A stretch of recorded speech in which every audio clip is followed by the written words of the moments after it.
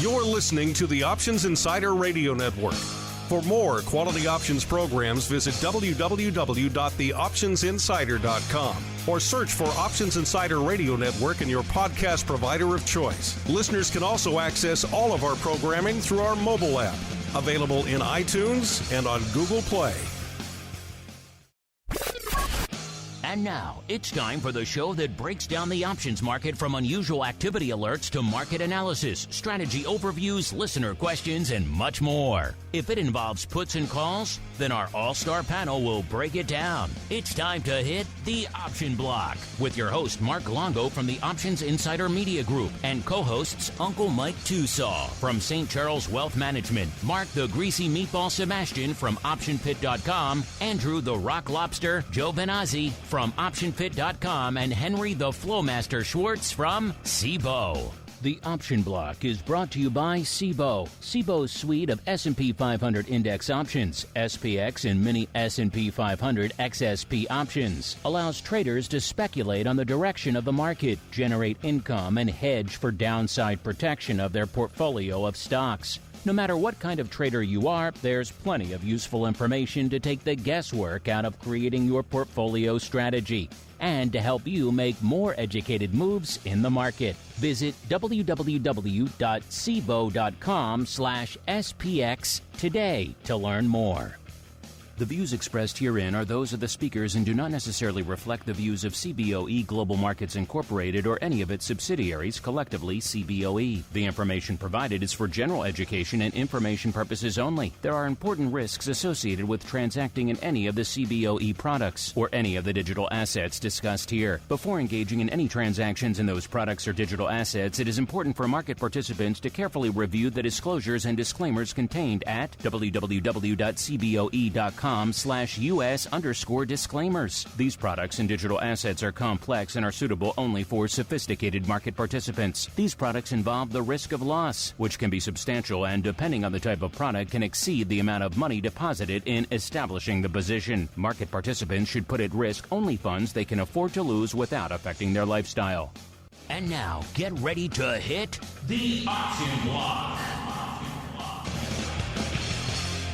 All right, everybody, that music means we are back. It is time once again to rock out on everyone's favorite bi-weekly source for all things options related. Yep, it is time once again for the Option Block, what the cool kids call the old OB. My name, of course, Mark Longo from the Options Insider Radio Network, reminding you, A, if you're not subscribed to the full network, wherever you get your podcast, you are missing out. And B, if you're ready for a little bit of extra fun, a little bit of extra info, head on over to the Pro, theoptionsinsider.com/pro. If you weren't there this week, man, you missed a banger.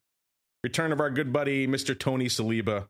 That was a wild time over there. Always fun when you get a chance to chat with him here on the show. If you missed it, hey, you missed it. But then again, it is on the Pro feed. None of them ever go away. So if you head on over to theoptionsinsider.com/pro, you can check it out for yourself. You can also participate in all of our upcoming Pro Q&As. They're all bangers. Options oddities every week. Dozens of live streams coming at you throughout the week. Giveaways, we're coming up. Man, we're already coming up on the August Pro Trading Crate. You folks are cleaning me out. Theoptionsinsider.com/pro is the place to go to get access to all of those goodies as we see who's joining us on the old Thursday edition of the old OB. First, it is Thursday. That means we are joined from the hallowed halls of Cboe East by the Flowmaster, a.k.a. Mr. Henry Schwartz from Cboe. Mr. Flowmaster, welcome back to the show, sir. Oh, howdy, Mark, and everybody. Happy to be here. We got lots of action in the markets this week, so I don't know. The August doldrums, I think they lasted for about 4 days. Yeah. But it's exciting times, and things in New York City are great. The weather's been nice and mellow and not too hot, not too cold. It's been nice out there.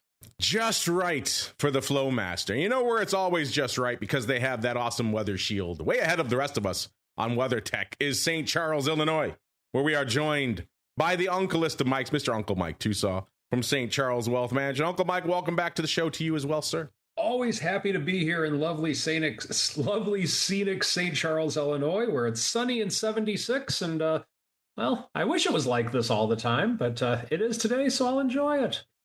And let's see if we're all enjoying this market. It is time for the trading block. It's time to break down the latest topics, trades, and trends in the world of options. It's time for the Trading Block. All right, everybody, welcome to the Trading Block, the portion of the show where we break down what the heck is trading, what is lighting up our tapes out there today. And, you know, I've been saying it for a while, blood red Flowmaster Thursdays, and now they're finally back.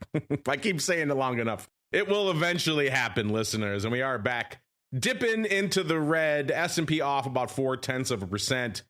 Looks like we're pretty much getting back closer to the lows of the session again. We'll see if we tilt beyond that now or not. The Dow off about 0.85%. The Nasdaq off about 0.75%. And earlier in the session, small caps were getting shellacked, and that is still the case, off about 1.25% right now. So not a great day for ye old small caps. All this lining into a little bit of vol coming back, but it was, again, we said many times, any upside you get involved these days is typically very short-lived. That was the case today. We kissed a 16 handle in the cash ever so briefly, and then right back down 15 2/3 as we're kicking off the show now. Still up from where we were on the Monday show, up about 0.5 point, but obviously not as elevated as we were earlier in the session. VVIX got back into the low 90s. Now retreating from that as well, 89 right now, down about 5 points from where we were this time last week. On the backs, a lot of this on the backs of course, more dust-ups, more concerns on the geopolitical side. Earnings coming in from Walmart, not exactly lighting the world on fire. I've always said, you know, forget about the consumer sentiment surveys and all that nonsense. You ask any economist, people lie through their teeth on those things. But Walmart is where the rubber meets the road. It's where they're spending or not. And Walmart, not great. Now, weirdly enough, Target looking pretty good. So you got a little bit of the different strata of the retail sector there. But Walmart, always an indicator for a broad swath of the economy, and not great. Some of that spooking some folks out there today as well. At the end of the day, more sellers than buyers. Uncle Mike's arms are tired. He can't buy it all, listeners. So sometimes he needs to take a break, and that break is happening today. But first, it is the Thursday show. Let's go out. I've said it. I said it last week. It's coming true, Mr. Flowmaster. Blood red Thursday. It's your fault. What do you have to say for yourself, sir?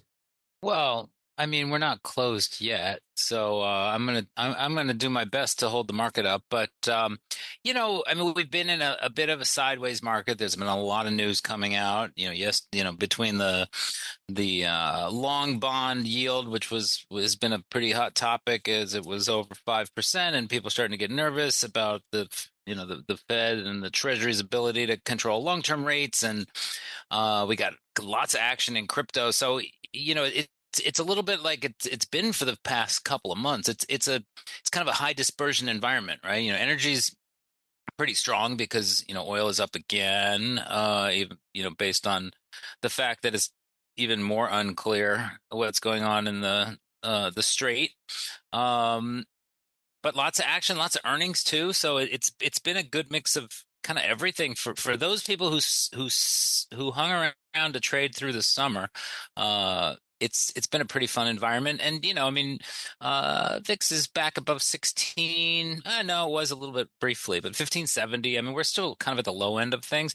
Definitely a little bit more concern creeping in. We did actually see a massive VIX trade. You might have talked about it on Tuesday, but over 160,000 of the 24 strike calls were bought in VIX on Monday.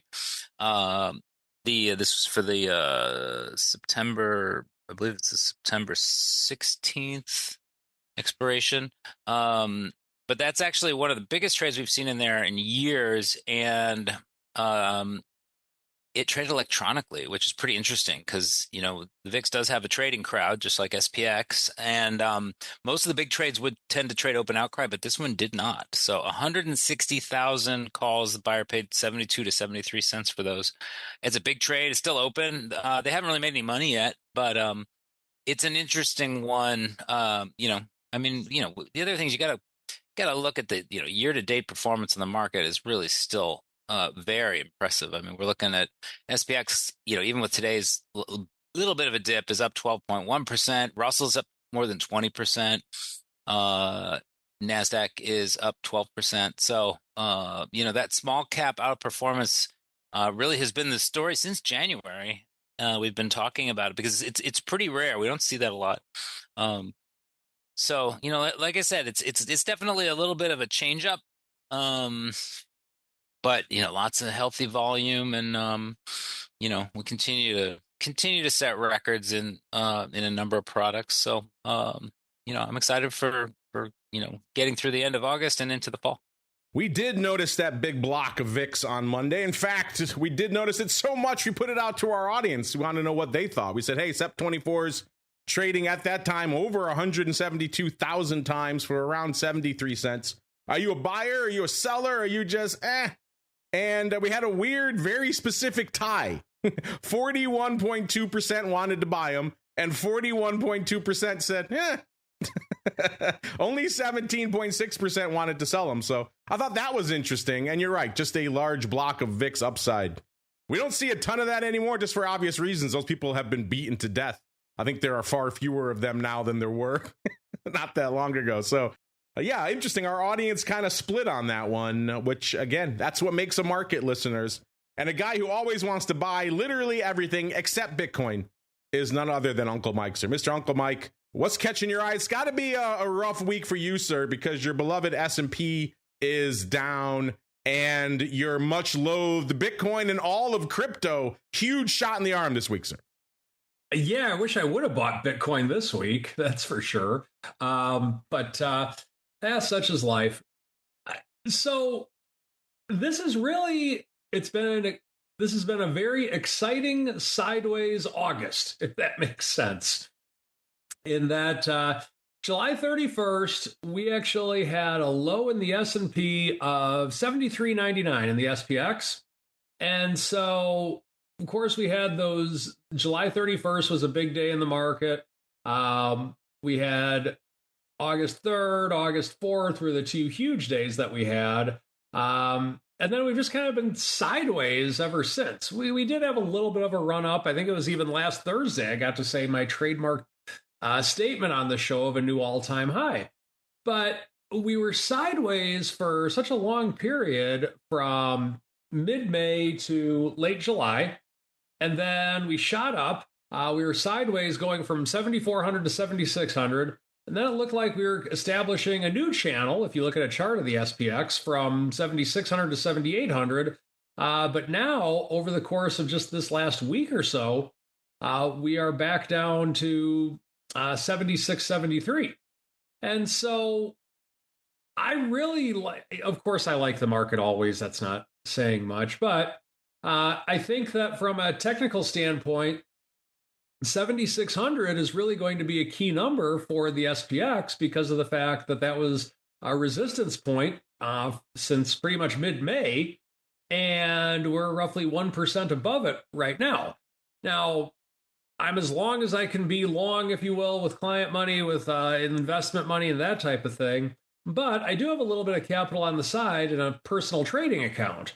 And so what I'm looking at this stage is 7,600 would be a point to where I would be very interested in potentially buying some type of a dip. Now, whether I'll do that or not, I don't know, but that would be kind of a look point of getting a little bit more cash into the market in this personal trading account that I have.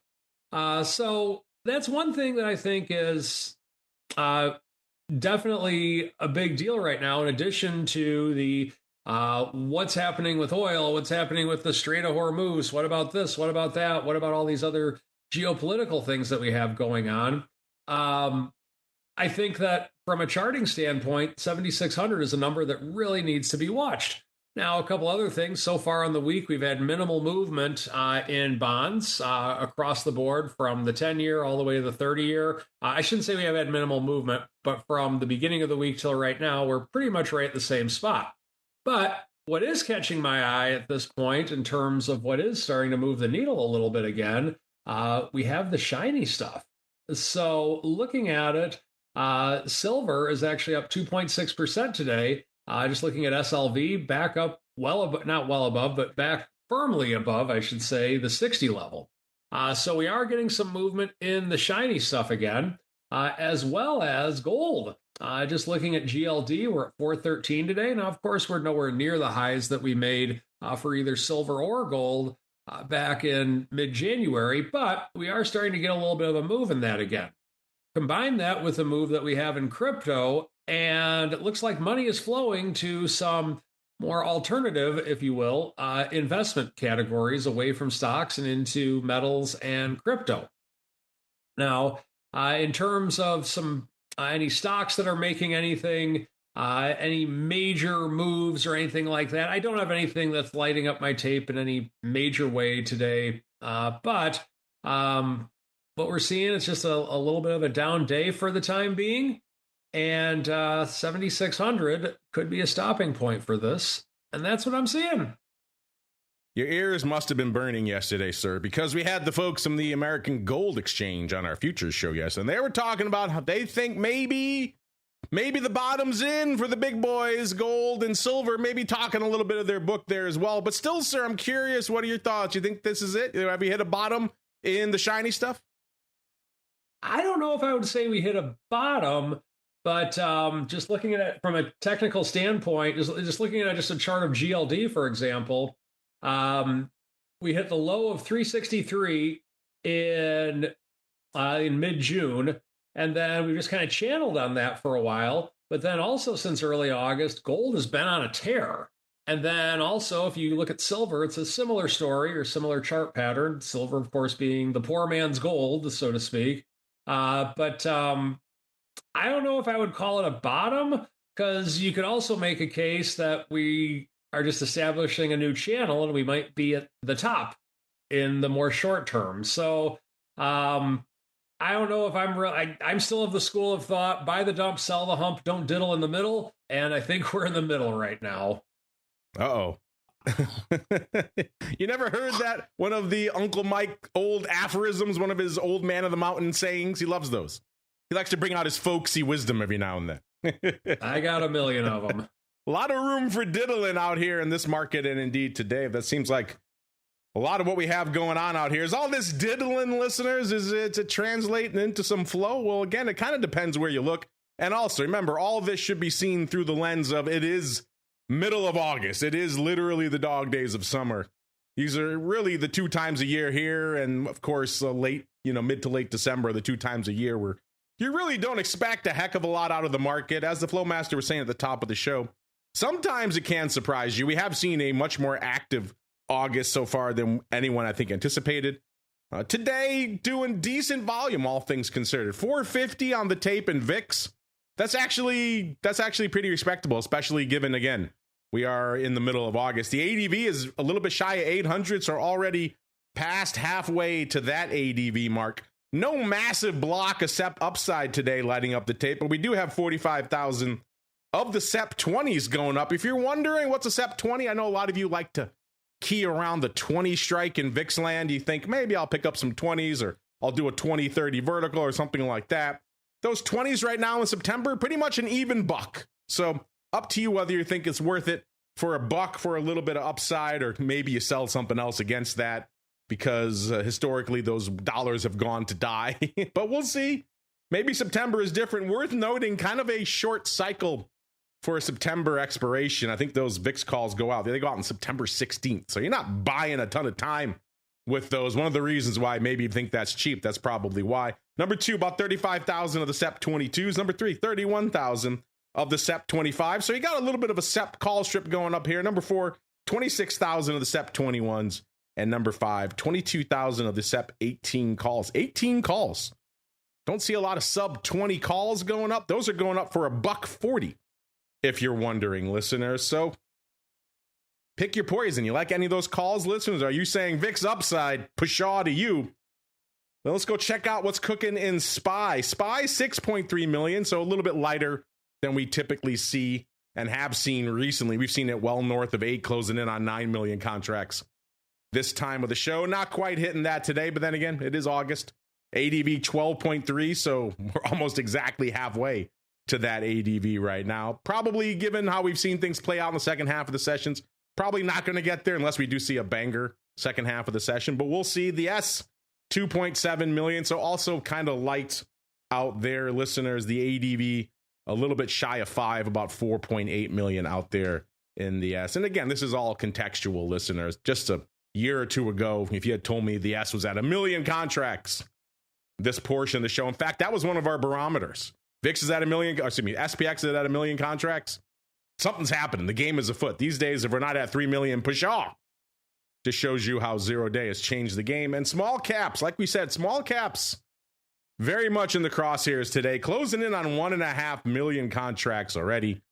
That's pretty much their ADV. The ADV is 1.6 million. So they've already done pretty much a day's worth of volume. Why? Because they're taking it on the chin today, listeners. Small caps continuing to exacerbate that sell-off, off about 1.33% now. So a rough day for small caps. The Flowmaster has been talking for a long time about small cap outperformance, and that certainly is the theme of the year, but they are giving some of that back. Even with today's sell-off, they're still up almost 20% for the year. So got to get all the way back in IWM to a little bit shy of 250 to break even for the year, and we're a little bit shy of 300 right now, 297.5. So got a long way to go before they give up the year, but giving some of that back, obviously, today. And sometimes it's interesting to look and see what is lighting up the tape out there in small caps, because sometimes they perform like every other index and it's all 0 day all the time. And sometimes they surprise you. Today, the number one most active contract is a 0 day contract, and it's a put. So that's not surprising. It's the 298 put, so a slightly in the money put right now, changing hands 107,000 times. Average price for those 40 cents. Obviously, a lot of back and forth flow on that strike. But number two is one of the more interesting ones I referred to earlier. We're going a little bit farther down the chain and a little bit out in time to the SEP 285 puts. So about 12 2/3 handles out of the money. They've changed hands about 92,000 times today. Average price of about 2.25. So we do tend to see a lot of that in IWM for whatever reason. A lot of out of the money puts also lighting up the tape, and they are number two right now and closing in on number one. And then if you want some other just fun, how about number three, 81,000 of the 300 calls, the par calls also expiring today. So still is a lot of 0 day nonsense going on, don't get me wrong. But every once in a while, you see some interesting longer term stuff percolating up. And that is the case again today. 285 puts for almost 2.25 listeners. You'd be a buyer or a seller of those in September. Curious. Hit us up, let us know as we let you know what's lighting it up out here in the tech-heavy NASDAQ, and it's closing in on 5 million contracts, 4.7 million contracts right now. That's a decent number. Again, not that long ago, the ADV was around 6 and change, and about 5 million this portion of the show would have been a pretty hot day. These days, the ADV is 7.7 million, so exactly 3 million north of where we're hanging out right now. So we'll see what's cooking out there with the Qs, and let's see what's cooking out here in single names, shall we? Is it one of those days? Are single names the land that time forgot, or is there something actually popping off out here today, listener? You know what, listeners? There is some stuff popping off. I mentioned earlier Walmart and some other names driving some flow. We are still in the teeth of earnings season, listener, so there is a lot of single name action to be found, and that is the case again today. It cost you 402,000 contracts to break into the top 10. That's not nothing on a given random day that ends in Y, let alone a Thursday in the dog days of summer. That's actually pretty impressive volume. We're kicking it off at number 10. It's Micron. Where's Micron right now? I don't know. Throw a dart at the board and then wait 5 minutes and it'll be 20 handles, if not 50 or 100 handles away. It's one of those names, listeners. Today, Micron right now is right around $9.55, up almost $18 or about 2%, listeners. Good for number 10, 402. You know, they came for a lot of the chip and memory names yesterday. It's like they're giving some back out there today, giving them back about nearly 20 handles to the upside. Number 10, Micron. Number 9 is the Amazonians. They are taken from this one today. They're off about 4.25, trading 261.5, putting up 416,000 contracts for the number 9 spot. Number 8, this is the name I was just talking about. Very much a bellwether for the consumer and the broad cross-section of the economy. It's Walmart. Whither goes Walmart? The economy tends to follow suit, if not is already heading that way. And Walmart, not exactly lighting the world on fire. In fact, surprising analysts to the downside. And so they're giving up about 9%, trading 104.25 right now, off a little over $10 today, putting up 471,000 contracts. You know what? We never really get a chance to talk about Walmart here on the show. I'm going to go out on a limb and guess it's probably puts lighting it up. But you know what? Only one way to find out, listeners. They have earnings today. They're also going ex-div tomorrow. Busy time. Busy time for Walmart. And they're trading, like I said, right around 104. It's the 103 puts that expire tomorrow, changing hands about 17,000 times. If you're wondering, average price for these, close to 70 cents. So they are not giving these away. Now, that said, these were looking a lot better a few minutes ago. The low was 102.85. They have obviously rebounded off that low now. So 103 puts, not quite as good as they were. Either way, listeners, an active day for Walmart. And is this the canary in the coal mine that the consumer, after all this talk about how robust the consumer has remained in the face of rampant inflation and energy prices and everything else, is this finally the sign that the consumer is beginning to break? We saw, some terrible consumer numbers a few weeks ago. The market loved it. We rallied because, hey, not going to raise rates. But yeah, maybe some of the data starting to say maybe the consumer is pulling back some spending. The wallet can only stretch so far, listeners. Looks like they stretched a little bit too far yesterday in Moderna. I'm not sure if you heard, but they cured cancer, also polio and the plague, just about everything else. Looking at the stock performance yesterday, you might have assumed that. It was absolutely wild day in Moderna. We always talk about biotechs and how biotech call paper was really the genesis of unusual activity flow. And man, you didn't need to have some cheapy $1 biotech yesterday. Moderna, it was a wild day out there yesterday on the backs of their melanoma vaccine, I believe. But I think the real excitement was that looks like that could be maybe transposed to other diseases and maybe to treat other tumors. And that's really where the excitement comes. Hey, anything that can cure cancer, I think anyone can get behind it. But it was a wild day. They were $62 on Tuesday. By Wednesday, it looks like they topped out 190, close to it. So talking a three-banger, listeners. I mean, you don't see that very often in major established pharmaceutical companies. That is truly wild. All that a long way around to saying some of that has to come back, and that is coming back today. They're giving up about 45 handles or over 25%. Trading right around 130, still about double where they were yesterday or 2 days ago, but giving back about $45 worth of juice. Man, that euphoria was serious business. You don't see that too often. And again, Moderna, number 7, 484. Did you get in on any of that? Were you one of the fortunate souls who happened to have maybe some upside lingering around in Moderna? Are you on your own private island right now? Did you not get out and are you kicking yourself? Either way, Moderna, number 7. Wild times in Moderna. 484,000 contracts. Let's see if Intel can compete with that. And the answer is no. They're selling off 55 cents, trading 92.25. Number 6 today, exactly 500,000 contracts on the tape. Number 5, Uncle Mike, cover your ears. It's your new Cisco. Yeah, it's Strategy, a.k.a. the Monster, MSTR. And man, they're having a week. They're up another $7.39, trading 111.64. That's up about 7.25% today. On the week, they're up nearly 20%. So it seems like a treasury intervention, also great for crypto. Crypto market loving it. Green across the board, Per lighting it up.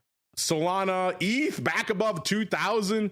Just a rising crypto tide lifts all boats. And the Monster today, 582. I mean, Monster, it needed a shot in the arm. It was pretty beat up. People have been talking for a while on our crypto show about the discount of MSTR to its Bitcoin holdings. Getting a lot of that back this week. Let's keep climbing to number 4, listeners. It's the Fruit Company, 316.70, off about 15 cents today, putting up 607,000 contracts. Apple's kind of a weird one. The market rallies, they sell off. The market sells off, they rally. They're kind of doing their own thing out there these days. And they're coming in number 4, 607,000 contracts. Number 3, they are coming for today. Don't tell Mama Lobster. SpaceX taking it on the chin, 130 2/3, off 6.5%, or about $9, listeners. So apparently, no joy for SpaceX. And I've been saying this for a while. Actually, I think it's tomorrow. There's another big lockup coming. So everyone who rejoiced over the last lockup being done, there are a legion of lockups coming up. They really structure this IPO in a very strange way, and there are a myriad of lockups coming every few weeks, it seems like, out there. So if you're wondering sometimes why we see these dramatic downturns in the stock, because the lockup's coming, and there's more to come. So make sure if you're thinking about buying this or trading this, you go look at the schedule for when these lockups are coming due.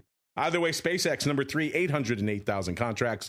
Number 2, it's Tesla. No love for them today either. 342.5 off 8 3/4, putting up 1 1/4 million contracts on the big dog NVIDIA. 216.5 off a little over $1 today, and putting up 1.5 million contracts. So kind of light flow for them out there today. I mentioned we do have a lot of big box retail earnings this week. We had Home Depot on Tuesday, Target and Lowe's yesterday, Walmart and Chinese retail, aka Alibaba, on Thursday.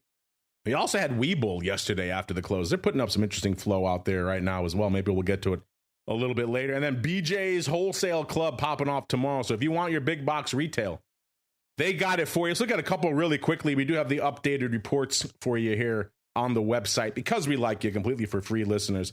Walmart was at about 114.5 as of this report. Well, actually, no, that was going into their announcement. I take that back.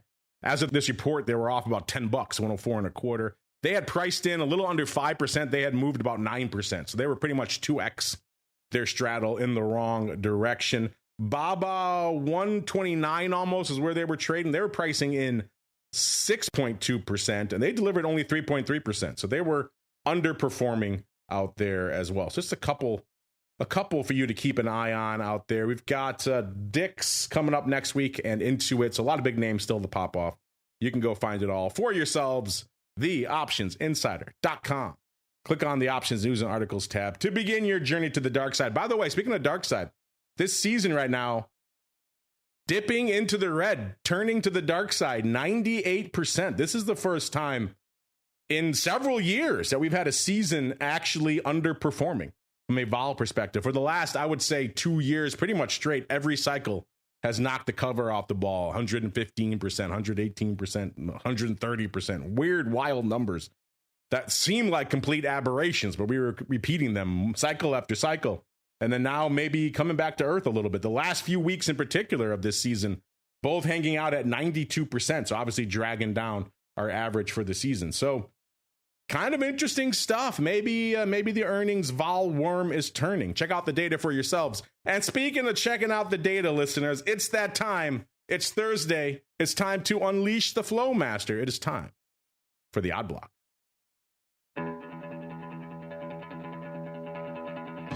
It's time to break down the most interesting, unusual, and downright questionable options activity that's been identified by theoptionsinsider.com. It's time for the Odd Block.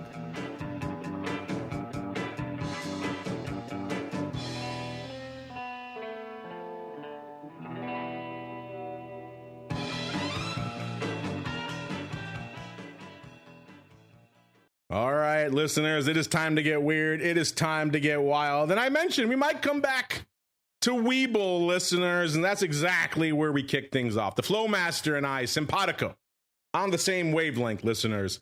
Webull having itself a little bit of a day, up 30 cents, about 3.5%, trading a little bit shy of $9. That said, it got almost to $10 this morning, $9.95. It's pretty much where it opened. So they had quite a wave of euphoria lifting them after their earnings. Market loved it till they did not. And then they're coming back off now. So they've given up about $1 of that, trading right around $8.95 right now. On the year, let's see what kind of year has it been for Webull.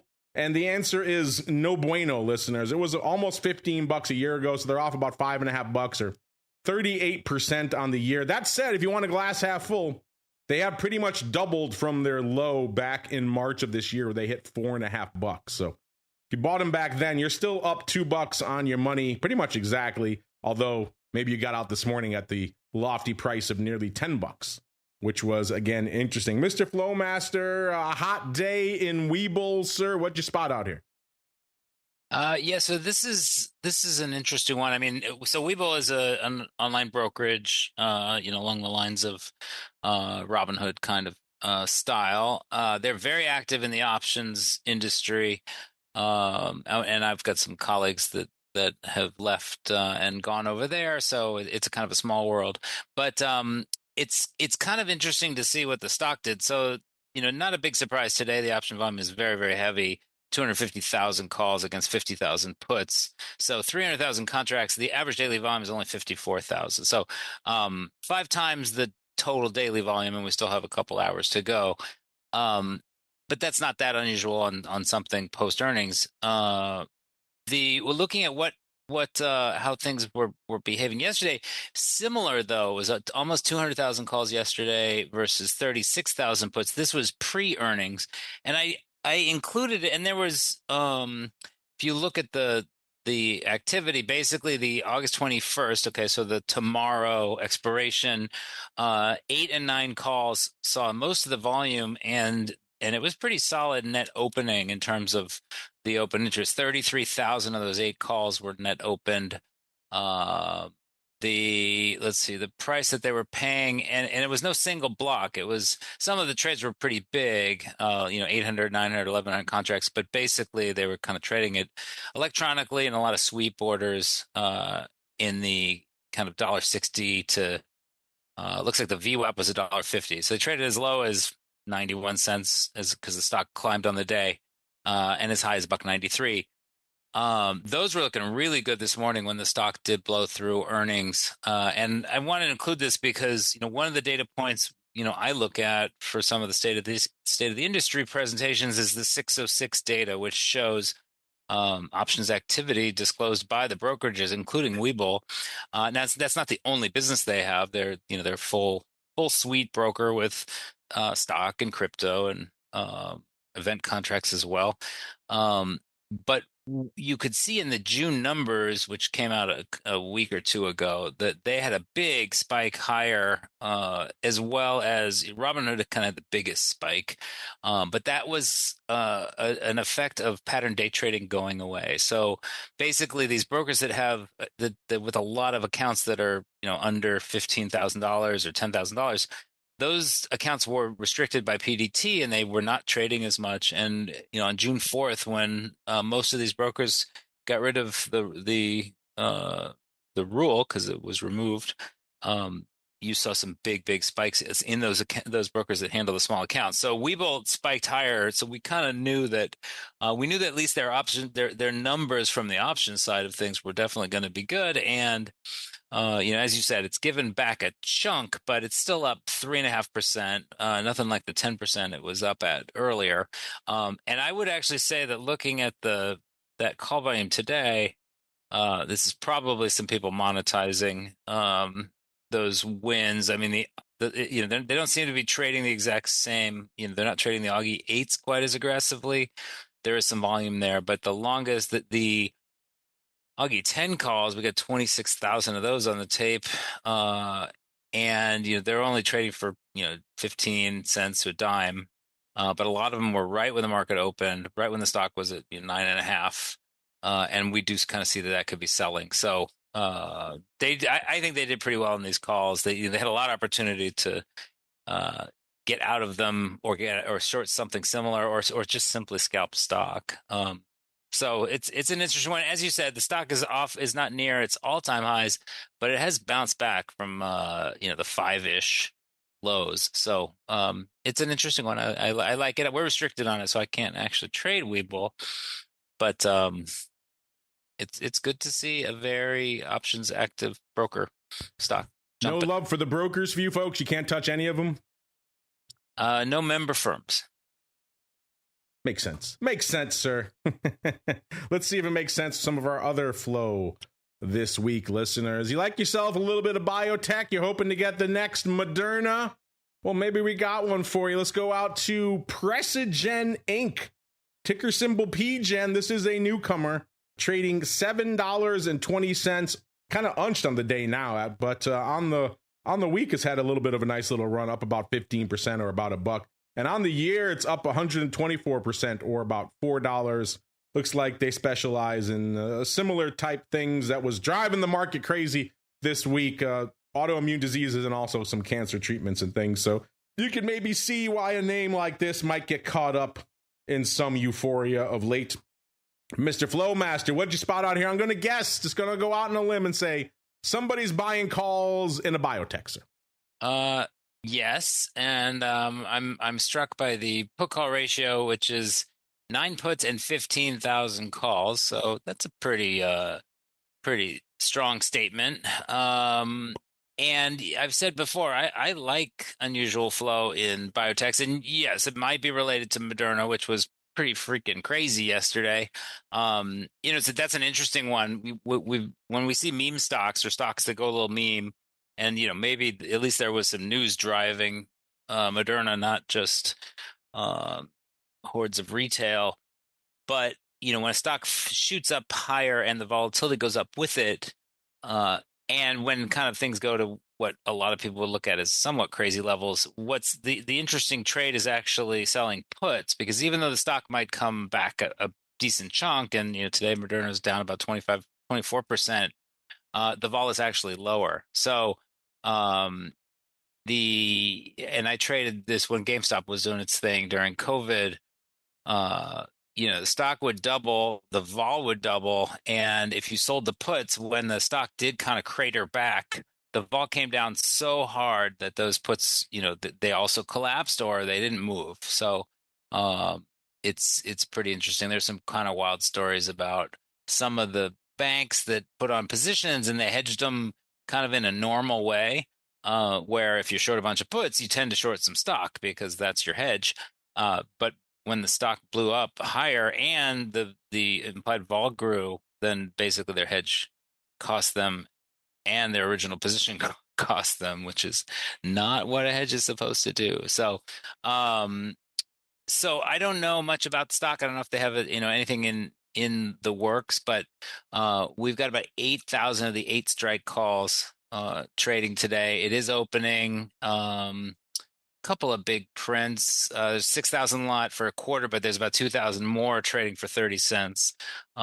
So even though it's traded on a trading floor, it does appear to be a buyer. And it's a very outsized trade. I mean, the open interest in the whole product is 149,000 contracts, but the average daily volume in this thing is just about 8,700 contracts. So I don't know what catalyst they might be looking for. The stock's been between like 3 and 7, it looks like, and the implied vol term structure is up 78 in the 30-day, kind of is basically kind of almost 80-ish across the board, compared to yesterday when it was closer to 73. So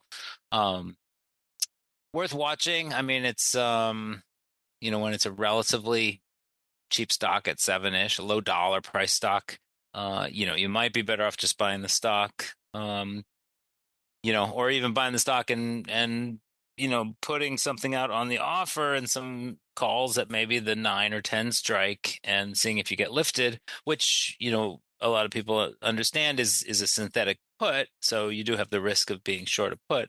But the truth is, being short a put, that risk is capped. Stock can't go below 0.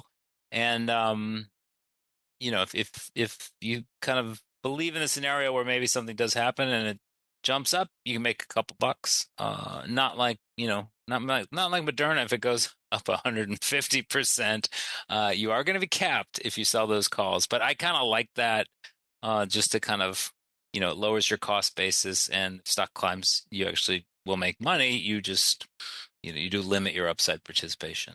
Since we're talking about upside paper in biotechs and pharma names, we got this question coming in for you from the chat, Mr. Flowmaster. I don't want to put you on the spot, but this is something I was kind of wondering myself, and I was planning maybe to do a little research into it later. But Frank wants to know, did the Flowmaster spot any well-timed paper in Moderna ahead of that big announcement yesterday? Obviously, a lot of flow going up out there. I haven't had a chance to sort through the tea leaves myself. Have you had a chance to, Mr. Flowmaster? Anything come across your radar? I did go back and look at it. I didn't see anything too crazy. I mean, there's definitely no smoking gun. The volume was a little heavy on the 14th. I think that was Monday. That was Monday. When the stock was $63, but it actually looked like it was kind of closing. So no, I don't think there was any leak on this one. And I think it did move a lot higher than people expected. And you might have had a little bit of covering, whether it was straight up short stock positions or scrambling for some calls. But it does also kind of point out that I think the environment today for liquidity is awfully fluid. You can't just count on things kind of filling in. So, it's kind of been getting that way for a long time. But you have to keep in mind that we've seen this every once in a while, right? Is there's a lot of assumptions that go into options modeling. One of them being continuous hedging is possible, and when you get a stock that gaps 100%, that reminds you that some of these assumptions don't hold all the time, and that's certainly one of them. And on a biotech, it shouldn't be that surprising, but I don't think that that Moderna trial, whatever it was so closely watched, just because there wasn't a lot of flow around it until the news broke and the stock exploded. Wild stuff indeed. Good question there, Mr. Frank. And speaking of questions, it seems like the Twitter poll functionality is working again. So let's get to it real quick. Mail block. It's time to take your seat on the All-Star panel as we read your emails, tweets, Facebook messages, website comments, and much more. It's time for the Mail Block. All right, everybody, welcome to the Mail Block. I told you about that flash poll we did on Monday around that VIX upside, but our actual question of the week, the question of the week is back, at least for now, listeners. We'll see if it keeps working or if Twitter breaks their polling functionality again, but we missed it. We missed asking you folks questions. Our question of the week is a pretty straightforward macro one right now, listeners. We asked you quite simply, what is the biggest factor driving this market right now? Gave you 4 choices: AI spending, the Iran conflict, the Fed/rates, that whole dance, or is it politics and the looming specter of the midterms? Uncle Mike, sir, as our resident bull, we will start with you, sir. What is your choice? Which of these 4 factors do you feel is the biggest driver? Or perhaps you have a fifth, a write-in you'd like to suggest. And then B, more importantly, which way do you think our audience is going? Well, I'm going to quote the Iron Sheik, Iran #1. All of your wrestling, or I should say all of your investing philosophy, we all know derives from 80s wrestling at the end of the day, sir. No doubt, no doubt. Yeah, I think that just ever since the Iran conflict began, we have a deal, market goes up. Oh, we bombed some people. Oh, market goes down. It just seems like that's such a factor right now, at least for the short term. I really believe that's what it is, and I think the audience agrees with me. You're lining up more and more with your former nemesis in life, Mr. Passarelli. That's what he chose yesterday on the show. You too, I don't know why you were such bitter rivals all over a few bucks, Money, just dividing like-minded souls out there. Let's see what the Flowmaster has to say. Mr. Flowmaster, do you agree with Uncle Mike? It's Iran #1, or you pick something else? And which way do you think our audience is going? I think I would go with Iran too. It's I don't know. The market's been very patient. All right, we haven't seen any panic. We've seen dip buyers. We've seen oil go to $100 a barrel, and kind of the market shrug it off as a temporary situation. And but I think a lot of people are looking at it saying this is going to start to be a longer term problem if something doesn't clear up, and you don't really get any clarity out of the people in charge lately. Well, I think both of you need to go vote in our poll then to make your voice be heard, because right now our audience in the early voting is giving a big middle finger to both of you. Winning right now with nearly 58%, 57.9% is AI spending. Number 2 is the Fed/rates, 31.6%. Number 3 is politics/midterms, 10.5%. And Uncle Mike says Iran #1. No, Iran is number 0. 0%. Not a single vote from our audience so far for Iran. Nobody cares about it. They're like this market. This market don't care about Iran. I've said that many times. Once that Henry, we are out of touch with our listeners. Once that first ceasefire was announced back, that was it. We're up 15, 20% from there. Nobody cares. It's wild. Absolutely wild. Not a single vote for Iran. That is pretty surprising to me as well. But there we go, listener. Dan chose that yesterday as well on Boot Camp. So all 3 of you completely out of lockstep with our audience. Agree, disagree, get over there at Options Listeners on Twitter and make your voice heard. If it's not there at the top, just scroll down. We have a lot of stuff coming out throughout the day, but you will find Our question of the week is now it's time for us to keep on rolling and go around the block. It's time to tell you what we'll be watching on our trading screens until the next episode. It's time for Around the Block. All right, listeners, welcome to Around the Block, the portion of the show where we break down what the heck are we keeping an eye on until our next show on Monday, so through the weekend, or for the Flowmaster next Thursday. And, you know, this is usually the part of the show I try to buy Uncle Mike some time so he can go in and he could buy during the show, and he could turn around whatever we're seeing or maybe exacerbate the upside. But today, I guess his arms are tired because the sell-off intensifying a little bit, about 0.55% to the downside in the S&P right now. Dow off about 1%, NASDAQ off 0.86%, and our old pal VIX Cash beginning to turn around the other way, back up to about a 1590 right now. So I don't know what Uncle Mike's been up to. I bought him time to buy stuff, and I guess he decided to sell it. Mr. Uncle Mike, what do you have to say for yourself, and what are you keeping an eye on, sir? Well, I think we just need to, like I said earlier, 7,600 is a big deal right now with the market. Seeing if we can hold that. I think that what we also need to keep an eye on, of course, Walmart earnings, as you had said. But the other thing that I'm continuing to watch is the fact that we do have buyers that are definitely coming in the last couple days in crypto and silver. How is that going to affect our markets, or our stock market? And what are they trying to tell us by doing that? Hey, that URL a little bit more valuable today than it was a couple of days ago, Uncle Mike. Maybe you want to start hitting some bids. What do you think?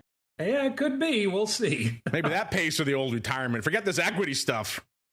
You know what I should do is I should buy another URL, bitcoinsreallygreat.com. Yeah. Then buy a straddle. I'm sure that's not taken at all. You should go look it up. See if some crypto kitty hasn't beaten you to it. Mr. Flowmaster, sir, what is on your radar, I should say, until you join us again next week? You know, this is funny. I won't name the person, but there's an options trader at a bank who paid for college by flipping domain names in 1999 when it was a total free for all. I was going to say it must have been a while ago. Kind of hard to do that now. Yeah. No. Now I think the game is over. But I remember the story and going, "Wow, that's pretty impressive." We'll be watching the macro picture. You know, one thing we just listed yesterday, I believe, SPX expirations for November 3rd and 4th. So those are, it's a Tuesday, Wednesday that is the election day specifically. Now, they've only been listed for a few days and the open interest is slowly creeping up. But I was talking to our marketing people today and I said, we should really keep an eye on this because if we can kind of track the positioning that is kind of specifically there for the election and also kind of, you know, compare and contrast to some of the event contracts that will probably be out there, right? It's not going to be quite as massive as the presidential election cycle was, but the fact that that political event contracts are tradable and popular, it'll be really interesting to kind of see how the SPX positioning tells us, you know, what the market is anticipating versus kind of some of the individual elections. So that'll be one thing. And then, watching, I do agree with our audience. Rates do really matter right now. So, you know, it certainly led to a lot of the volatility and in the crypto space. I was just looking at IBIT. I mean, we're the highest we've been since end of May, beginning of June. So, I think it's been kind of I don't know, they call it a crypto winter, right? It's been kind of quiet. And, you know, you can't write it off. So there's still a lot going on in that space. That's what I'll be doing. Flowmaster can be riding IBIT all the way to the stratosphere. Unfortunately, listeners, that music means we've come to the end of another journey through the world of the option block. But before we go around the horn, we go. Mr. Uncle Mike, are you ready to take your guest spot on the crypto rundown on Monday, sir? And where should folks go if they want to talk about buying your URL? Well, Head to YouTube. I just put out a new video on sequence of return risk. Check it out. Just type in St. Charles Wealth Management and you will find it. Put a lot into that video, so very excited about it. If you are looking for a financial advisor, go to my website, stcharleswealth.com. Book a conversation with me. Always happy to talk to any of our listeners.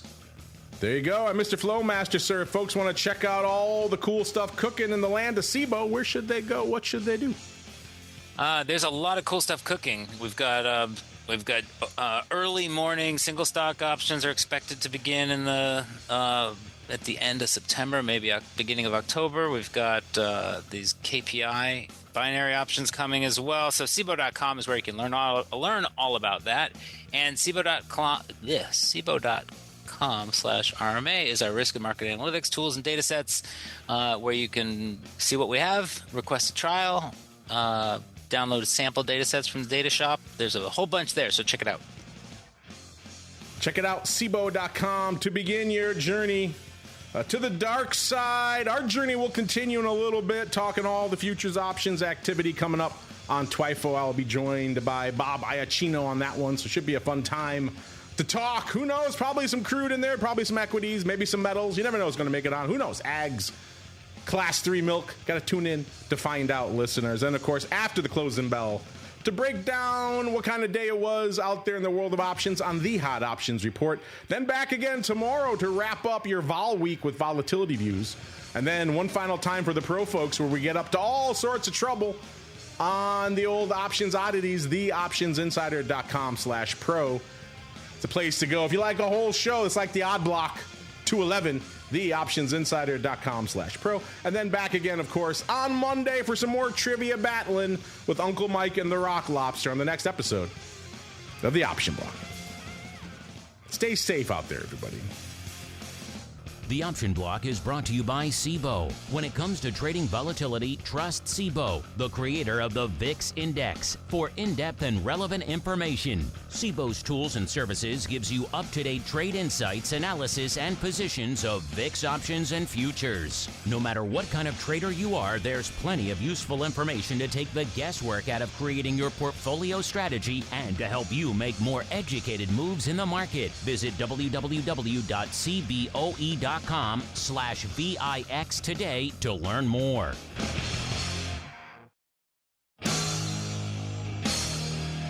You're listening to the Options Insider Radio Network. For more quality options programs, visit www.theoptionsinsider.com or search for Options Insider Radio Network in your podcast provider of choice. Listeners can also access all of our programming through our mobile app, available in iTunes and on Google Play.